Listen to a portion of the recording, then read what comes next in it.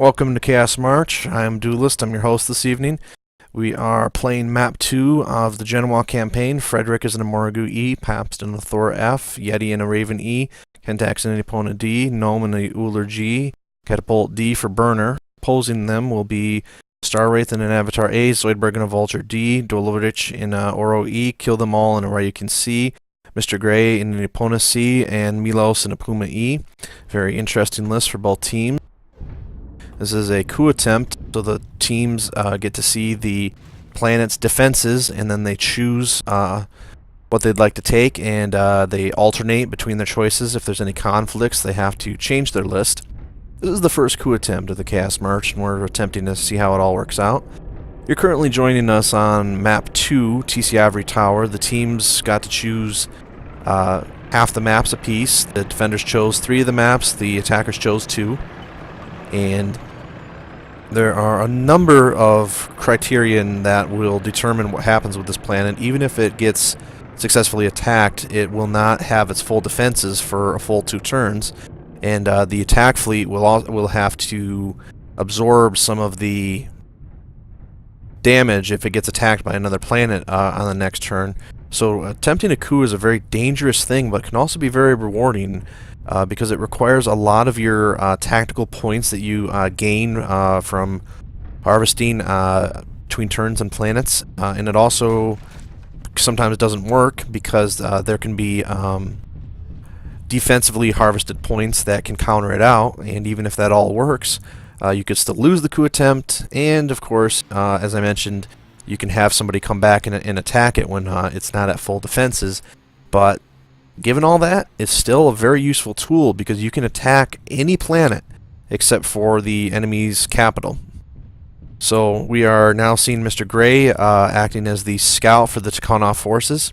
They have a number of veteran players. They're joined by mercenary Star Wraith, who is one of the best players in the game and has rolled with the Tikhonov forces before, so he's just a plug-and-play player.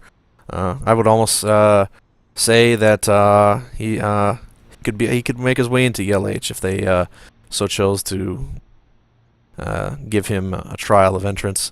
Which, given the fact that they're an IS unit, I guess you'd have to call it something else. But anyway, they'll roll with him as their 6th player without having any issues, and they have Zoidberg drop commanding, followed by Mr. Gray. Followed by Star Wraith, so taking out the drop commander does not really give much of an advantage here. Opposing them will be Kentax leading, probably followed by Pabst if he goes down, and then perhaps We have the attacking team has found the spot that they wish to be in for now. They have radar with the Raven, and they are set up for generally medium range. The 2 teams don't, in my opinion, have any distinctive advantage with either the drop list. Both teams have picked well and have a good amount of balance, and the skill level is pretty even as well. Perhaps Tikhonov has a bit more of a advantage with having their entire unit together. They've practiced and played with each other for years, but the attackers have also played with each other in pubs a bit more, but every player here is a pretty long-time veteran of the Chaos March. So I'm interested to see what happens here. You do know that it is a 6v6 battle, and there are flying facilities on this map, but the defense forces typically don't have flying assets, something that we're looking to address in the future because, well, you know, a lot of us just like to fly, and sometimes it's really fun just to take a flying asset out there and just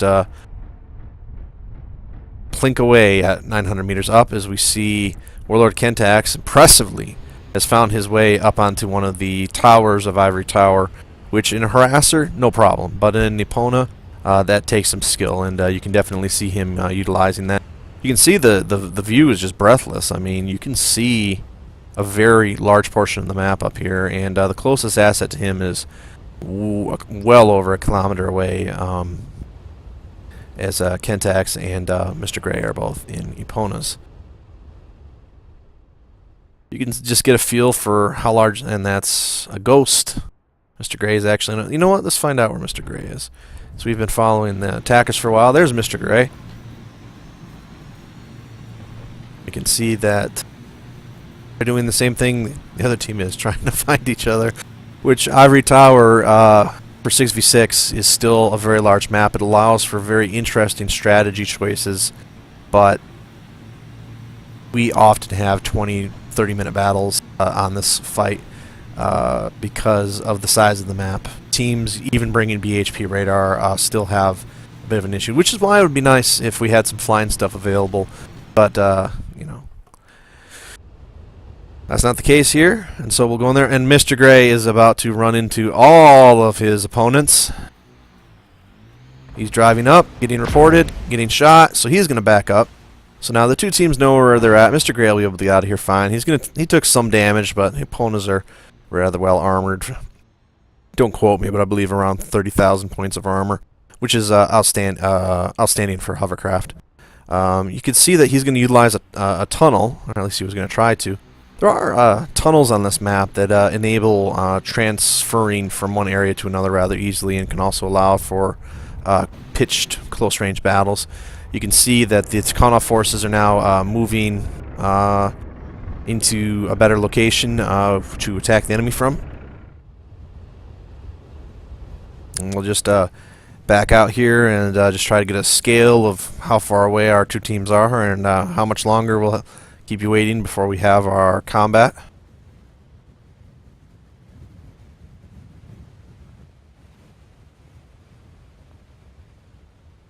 Like to take this opportunity to thank our server providers for the Chaos March this weekend. SJ Papscan and SJ Viper for the server we're playing on right now, the Huntress Network. And also ELH Zoidberg has a server that he provides for us at times, and also Burner, part of Wolverine's Rebirth, provides a server. And last but not least, Mr. Harp has been kind enough to let us utilize Funbox when we've been able to. And this gives us a number of options, and also Star Wraith provides his Vengeance servers for us at times, and so I appreciate all of our server admins providing us a worldwide network of servers so that we always have good play experiences with our players. Now we are moving out here a bit and taking a look around. Can see Warlord Kentax took a pretty decent shot from Mr. Gray. This may be an interesting battle to watch between these two veteran players, utilizing the same asset. The weapons loadout certainly different. Warlord Kentax trying to assess the situation, whether that was just one asset or more than one asset. The two teams are still a ways apart from each other. As we can see, the attackers are deciding to spread out a little bit. Let's take a look at where our defenders are holding up. They are, looks like they're sticking still to the outside edge of the map a little bit. They may come in. They're taking shots now, so they're closer than I initially thought. ATMs and lasers away. You see Star Wraith setting up to take a shot, and so we've had our first contact for a while after Mr. Gray took a pretty decent beating there early on, but now we've got contact between our main forces.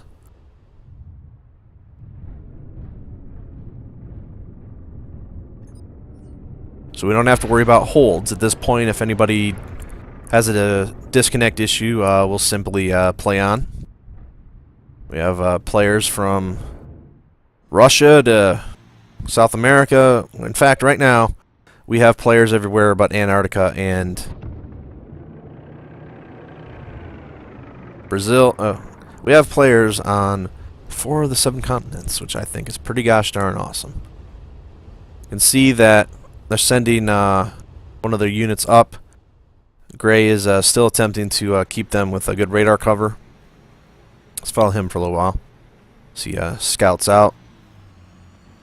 Had the teams trading fire so far, but not a lot of full-blown combat, as I think both teams are trying to play very defensively. The Raven provides them excellent warning on radar, and they have excellent visual warning with the other team with their jump jets. Zoidberg, their leader, piloting the Raven, trying to set up a good position for them to snipe with their long-range weapons. Meanwhile, close, but not as far, pointing out weapons for the attackers. They're attempting to hold tight. They like this position. This is the second time that we've played on IvoryTower in the past couple of weeks, and it'll actually be the first time if we play on after this tonight that we'll be playing on IvoryTower. Both teams, oddly enough, selected IvoryTower, and there's that battle I've been telling you we'd have. Here is our Epona versus Epona fight. Mr. Gray deciding to back out for a little bit. He's got his positioning. Kentax waiting to see if his distinguished opponent will come back for fire. And you can see that Mr. Gray is happy to know Kentax's position and will pull back for the time being. Kentax trying to decide if he's going to pursue. He's going to. He has to be careful and see if Mr. Gray is going to lead him into the rest of Mr. Gray's team. We began this battle at 994, I believe. And we have had no holds, so the battle will end at 664. So we are just about 12 minutes in, so approaching halftime, if you will. Let's go follow the main groups as we see the defenders attempting to move up now a bit. Excuse me, those were the attackers. The defenders are holding up near one of the auxiliary bases and are now firing. The two teams now within range of each other. The defenders are utilizing their probably 200-meter range advantage, and Zoidberg telling them make your shots, but then get back into cover. As they have all of their forces except for the Epona here. The ATM's away. So if the ATMs are hitting, the teams are about 700 to 750 meters out. The attackers trying to get back into trying to get into a different position. Yeti is safely behind cover, and only the jump jetters will be able to get off shots now, I believe. Although Gnome King is now taking some damage as well.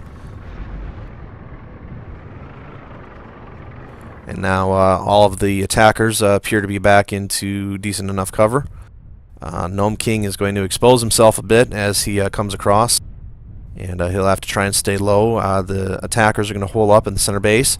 Both teams have gotten pretty good shots off on everything, but I would have to say that so far the defenders have probably caused more damage with their long-range weapons. Let's take a look at where Warlord Kentax, their job commander, is. As you see, Gnome King and Burner have both taken some decent damage to their backs. Warlord Kentax away from his team a bit, now at the front and possibly providing radar cover and information, trying to get every advantage he can for his team to move forward and attack. This game is all about positioning on IvoryTower. You need to be in places that are effective for your weapons, and if you can, either try to outnumber your opponent, as they now utilize one of the tunnels that are very popular on this map. It makes the large size of the map come smaller, and you just never know when you pop out one, though, if your enemy is waiting for you. There are 5 bases on the map outside of the main bases, and so there are lots of places for close range cover or for setting up your long range shot and then getting back before the enemy shoots you. Kentax very cautiously moving up. He's taking some damage, but should largely still be fine. But the last thing he wants to do is see 5 mech barrels staring him down. So we will now move to the defenders and take a look at what they're up to. See the view from ELH Melos, following behind Zoidberg. They're attempting to disembark from the enemy, and right now are back by one of the bases, possibly up on the northern end of the map. I've played this map as many times as anybody else, but well, you can get disorientated after a while. But you can definitely see the two teams are increasing their distance a bit. Perhaps the attackers took more damage than I initially thought. and they're attempting to get out and utilize their range again. As you can continue to see that the opponents are pretty much free to go around the map and try to find best attack routes for their teams. Mr. Gray continuing to scout around. He is near either the E5 or the D3 base in one of the corners of the map, and is slowly proceeding forward. The rest of his team has decided to move out, and now he has a shot on Kentax, and again, the long-anticipated battle between the two opponent pilots. Mr. Gray does not see Warlord Kentax right now, so we're acting visually. Something fire on Warlord Kentax. So let's move back to his position. Kentax being attacked by the main group. He'll probably run into Mr. Gray now. Yep. So the opponents are attacking each other. For Kentax, he has to be careful, though, that the other assets don't get up close to him. Mr. Gray has taken a lot of damage, so he has to be careful here, because Kentax's weapons can hurt just as fast as Mr. Gray's weapons can. And there we go. We have our first casualty, and in a map like this, if the defenders wanted to, they now have the controversial option, if attackers have the option, if they wanted to pull back off to one of the edges of the map and attempt to go for a tie. But you certainly always want to run timeout and go by the victory by having more carrying assets. They must still engage, be attempting to engage. If they go off to a corner of a map and power down, well, that's a problem, and the supervisor would have to step in. We haven't had many situations like that where we've had to, but that is an option, albeit controversial at this point in time. But these are battle-hardened warriors. These are warriors that are proud and want to show their might versus everyone, so they will certainly not likely use that option. However, with the loss of the Epona, Zoidberg is now left without a dedicated scout, left without anything with any respectable speed, and given that the fact they've caused damage to their opponents, they are more than likely going to try and find them and take their odds with moving up. The teams don't have to worry about asset persistence. For the defense especially, the attackers have to worry about it, because if they are able to take the planet, then they have the remaining defense garrison assets to defend if the planet gets attacked on the next turn. And if that doesn't work, then they have to start using their attack fleet assets. So the attackers definitely want to be more worried about losing assets that they don't have to. But still, because this is not a direct attack fleet situation, you can afford to be a little bit more reckless with your assets. The teams now, we started at 994. So we're about 12 minutes left. So the teams could just decide to find a defensible enough position and wait for the other team to move. But we can certainly see now Kentax, they have the advantage with Kentax still being alive, that he can provide them scouting information and to have enough speed and possibly radar to sit here and track enemy movements and tell his team to move around. Right now, he realizes his situation. His team is damaged on some of his critical assets, so they don't want to necessarily go hunt down the enemy, but they're certainly not going to want to sit in one spot for the rest of the match. Let's take a track of their situation. This is a very nice defensible spot. Just outside of, looks like the center base. Just a little bit outside of it. They're sticking near the tunnel so that if they get hit, that they can move. You can see that it is now turning nighttime, which will provide an advantage for them if they have GECM radar enabled, because it'll be a little bit harder for the enemy to track them. But the same can also be said for the defenders here, especially if they have enhanced optics.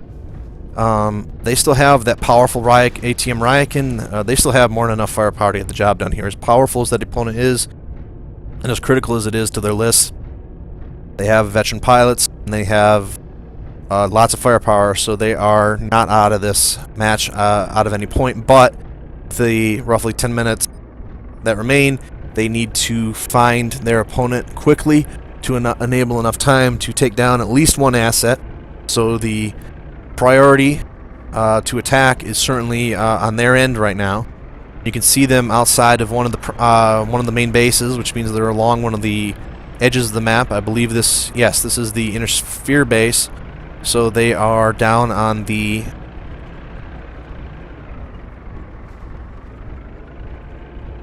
southern end of the map, while their opponents are near center, I believe. And you can see that they're continuing to move.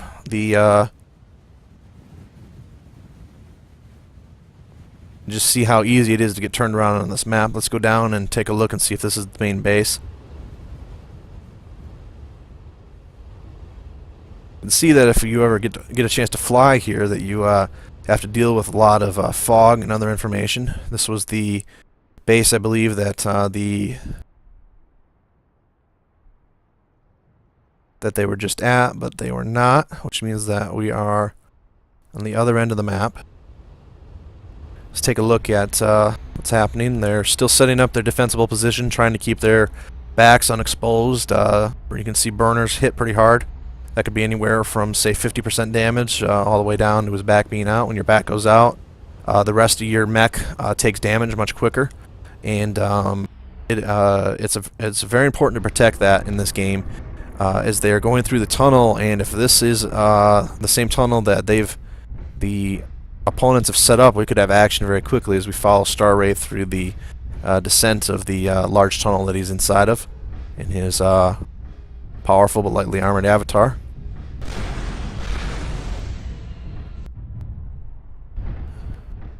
The Zoidberg trying diligently to find his opponent so that they can commence with the battle. As we see the mechs joining together a bit. Time is becoming an issue now. The defenders are awaiting. The attackers are defending themselves in a situation. They're trying to keep an eye out for the defenders to come in as we follow through the tunnel and take a look around and see that the two teams are a bit of a ways out.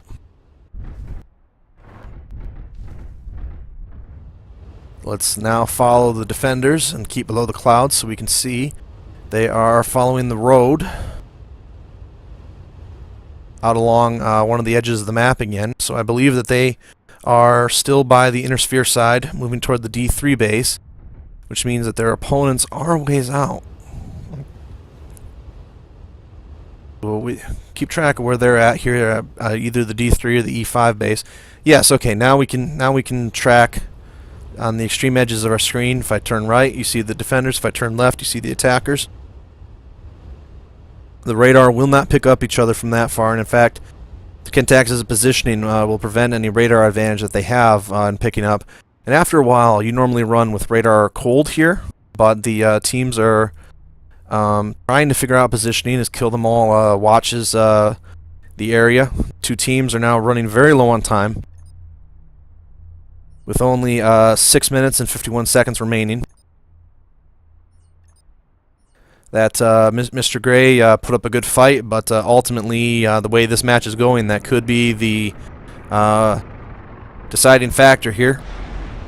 The attack team has set themselves up in a position and are not moving, but they're also in a position on the map where the defenders would have a fair opportunity to hit them.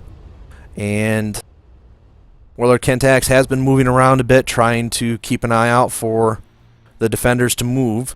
And so this will not be ruled as a blatant attempt to disengage from the enemy, power down in some inaccessible part of the map, and run out the time. The two teams now realizing the situation, and probably an option now is to go radar active, and that'll make yourself exposed to the other team, but that'll also give you a better chance of seeing them. Zoidberg now heading in the general right position. If he keeps moving off to the right and straight toward the moon, towards morning, we may still have some battle left this evening on this map. The loss of the opponent means that they cannot climb up the hills and utilize those excellent vantage points that we saw earlier. And so now Zoidberg heading in the right direction, and they are moving. Vic Viper has an opinion here, and we will have combat. The attackers will have to decide very quickly once they're shot if they want to move back into the tunnel or if they want to try and make their position known. The defenders need to only take down one asset in order for this to be a tie, and strategically for them that would be better than a loss. So they are going to move forward now with the tanks, and the defenders are not moving. The attackers are holding their ground. So we're going to have a fight to the finish here with time expiring, and you just see the amount of firepower Kentax is taking. He's got to be near death. His time expires in under 4 minutes. It looks like that they found a way to find them or take an educated guess, and the two teams are battling, and right now only the defenders are actually getting off shots. The defenders now moving back, trying to get in there, but they are just taking missiles, and there's a death. So now now we have a tie unless somebody else dies. The coordination between the defenders is just incredible right now. So now the attackers have the advantage. The attackers moving in saying, let's screw it, let's go with it. Let's close in and make sure those ATMs don't do any more damage to us. They need to get in there in a hurry. They are heavily beat up. Their forces have barely moved into range that the ATMs will no longer be effective. But we're going to see some deaths here before this is all over. Warlord Kentax is down, not surprising. He took so many missiles. Now we still have a tie situation. The clock will end at 66400 if we get that far. 3 minutes remaining. Defenders trying desperately to get back into range. Burner now leading the team and telling them we have the tie, and if we go and charge them, we will die. So we may have a standoff here where we've seen all the action for the evening. Burner has to make a decision. Those missiles took down Kentax, and now they're firing, and Burner will be down in a matter of seconds here if he does not get some cover. An excellent job by the defenders finding their enemy, utilizing their range, and again, positioning on this map is key, as Starwraith is hungry to try and take down another mech as time is about to expire. We now have 3 minutes left.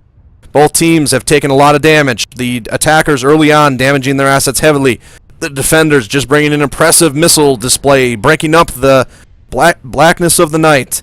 And as we see now, they have all they need. Now the defenders can break off and move back and secure their 2-0 advantage. The attackers have no choice now but to move forward and walk into missile range. And they now have a 2-1 advantage, and now the the defenders have done everything they need to do to secure the victory. Burner telling his team we need to move forward and kill something quick with the 2 minutes that remain. Burner now down, and now this is just going to be shooting everything they can. Gnome, the only one left within firing range, and he goes down. And in a stunning turn of events, what looked like possibly a victory for the attackers, with time running down, the defenders get in there and coordinate their attack enough, and those missiles just batter everything in their path. And now they have to decide if they want to move forward and take down all of the assets, or if they are happy letting time expire and having outkilled their opponent nearly 2-1. As Frederick is the only one alive in the Mechwarrior, and so and no, the Mechwarrior has gone down, and so all assets now have been destroyed. So the battle goes the way of the defenders in being patient and utilizing their superior positioning. They are able to utilize the range advantage and take out their opponents, and now have a 2-0 lead in the coup attempt on their planet. And we will see you next time on the Chaos March Network. Thank you for watching.